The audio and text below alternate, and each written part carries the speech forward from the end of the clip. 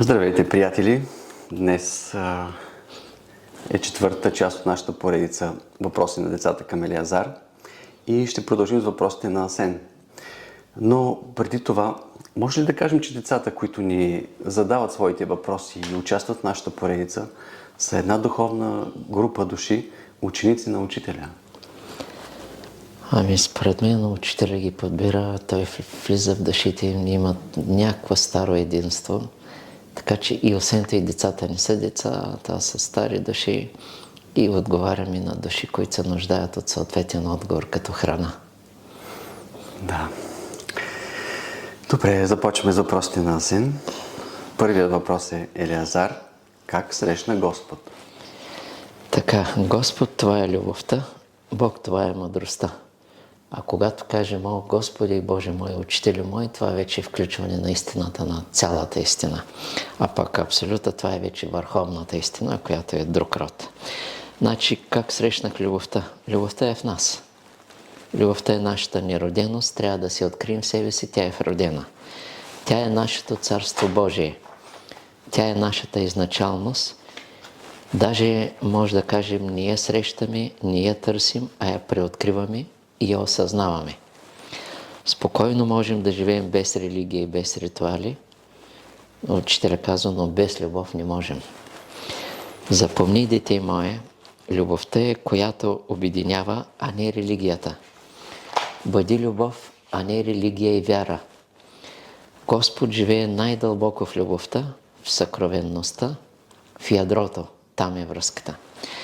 За да влезеш в любовта, трябва да си любов, а не вярващ. Любовта е била преди вярата, преди религиите, даже преди Словото, преди Вселената. Търси изначалността, дете мое. Като казвам дете мое, това не означава, че ти си малък, а аз съм голям. И двамата сме изначални. Да. Страхотно. Втория въпрос.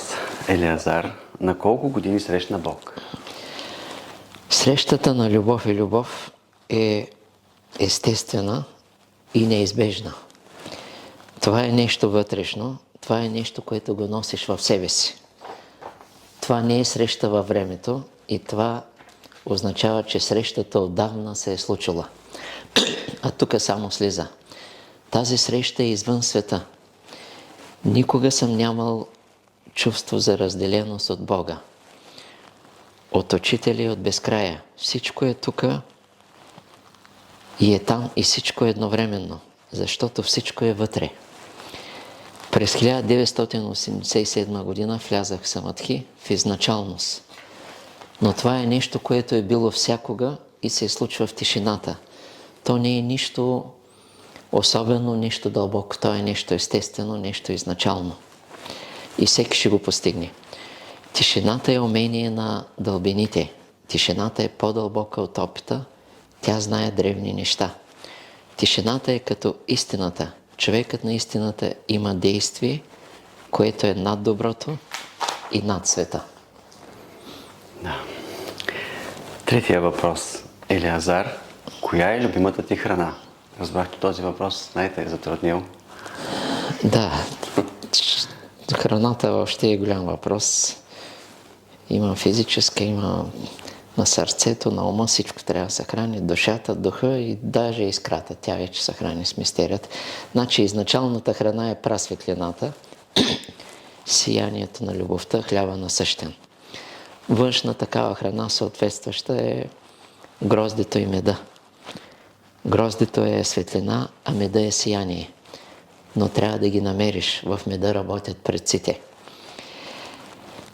Вегетарианската храна е на място, ако е съчетана с изпълнение на волята на Бога.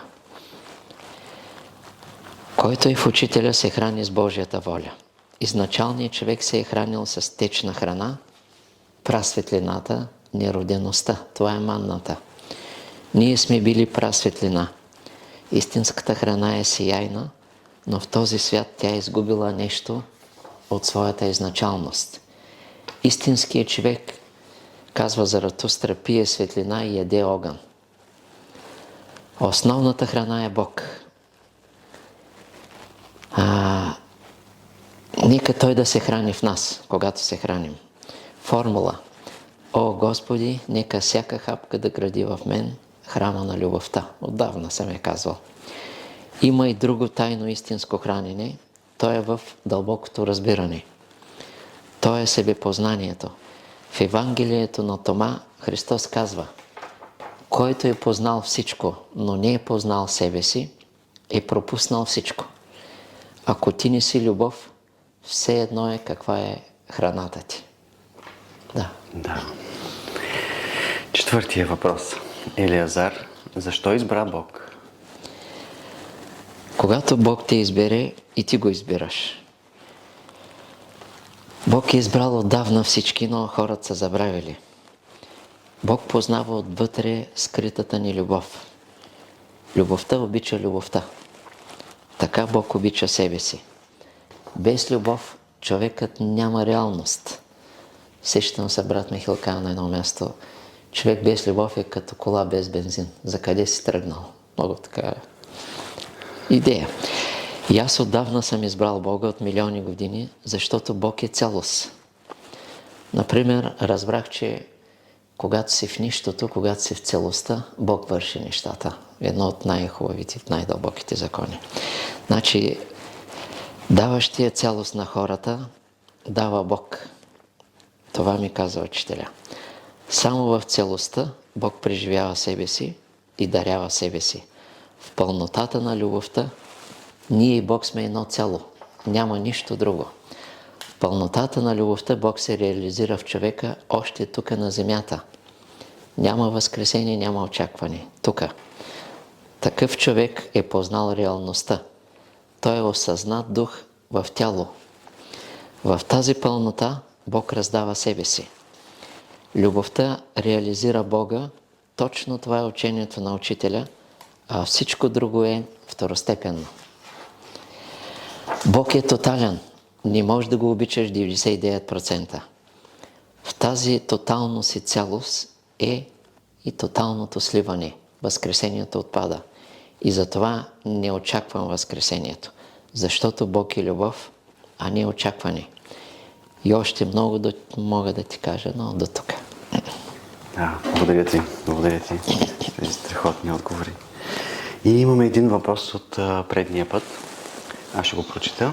Как се отразява работата с дигитални устройства на духовния път и духовното развитие? И как да се предпазим? Влияние върху децата, профилактика, формули, мярка за работа с телефон, таблет и компютър. Нещо, което прецениш да ни кажеш, което да...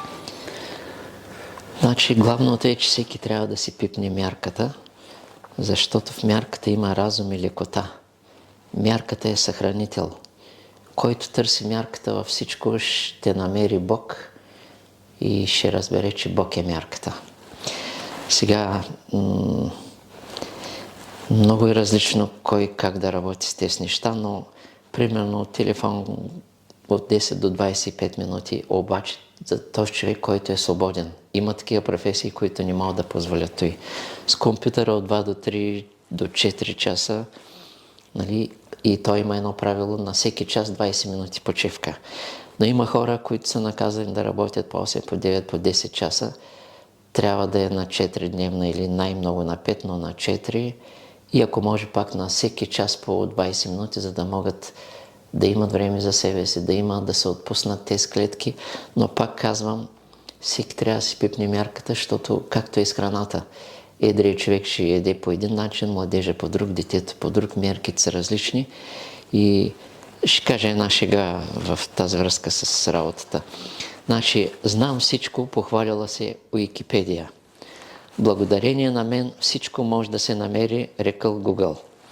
Аз съм най-важният в света, заявил интернет. Я по-спокойно и по-скромно обадило се електричеството. Шега е, ама така нека Да.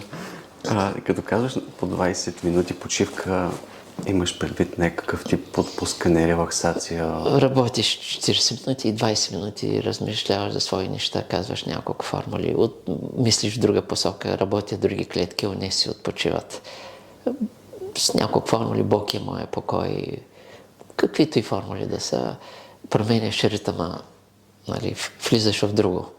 И те се облегчават, обновяват се, нали, защото иначе се претоварват, изнасилват човека и накрая човек става прекалено умствен.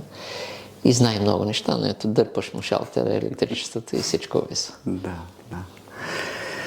Добре, благодаря ти за тези отговори. И за следващият месец януари ще ни гостува Борислав на 5 годинки със своите въпроси и бихме ти помолили да отговориш тогава как родителите да ограждат с молитви своите деца, 3 важни формули, които родителите да казват за децата си и важни напътствия за родителите и техните молитви за техните деца. Много майки ни изпращат въпроси, ще трябва да изчакат да минат така въпросите на децата. Ще ги уважим и тях по-нататък. Нали? Да, майките вървят след децата. Да, другия път ще вмъкнем и това за ограждането на децата. Да, 3 важни формули. И ще отговорим и на тези детенци. Да, и Борислав на 5 годинки само ще загатнем един от неговите въпроси. Защо Зарко си говори с дядо Божи, а аз не мога? Да. Оказва се, че и много големи деца искат да знаят как така. Да. Защото тези разговори са били изначални с Бога и са естествени. Нали? Но в света, да, някой път Божия, човешката воля е избрала и други разговори, както и да ще говорим. Да. Добре, благодаря ти. Нали, отговора на този и на други въпроси ще остана за следващият ни разговор и благодарим на всички за отделеното време и внимание. Да. Може ли да задам един въпрос? Петя, когато сподели за самадхиите, имаш предвид, че духа напълно и всецяло е проникнал в теб? Той винаги се случва при самадхи. Когато ставаш нищо, ставаш лекота, ставаш целост и вече смъртта е погълната, няма нужда от възкресение. Това означава, че си се завърнал в най-древното си състояние. Да, обаче продължаваш да работиш, защото има няколко вида самадхи. Това е тема, която може някой път, особено ако е зададе дете, ама и майка да е. Да. И майка, ние можем да... Обаче аз по този въпрос имам 1-2 часа. Може ли да кажеш само някаква идея, когато каза, че иска да се храни с мистерия? Кажи още нещо мъничко за това. Всичко за нея друго е ограничение. Значи, включително без края. Вечността въобще не говорим, сътворението въобще не говорим. Но, примерно, тя може да влезе в Феникса и да се храни с неговия огън, защото те са в единство. Феникса е мистерия. Сега правим изключителна книга за Феникса. Другите летят във въздуха, той лети в огъня, в изначалното. Другите се прераждат, той се обновява. И така, много.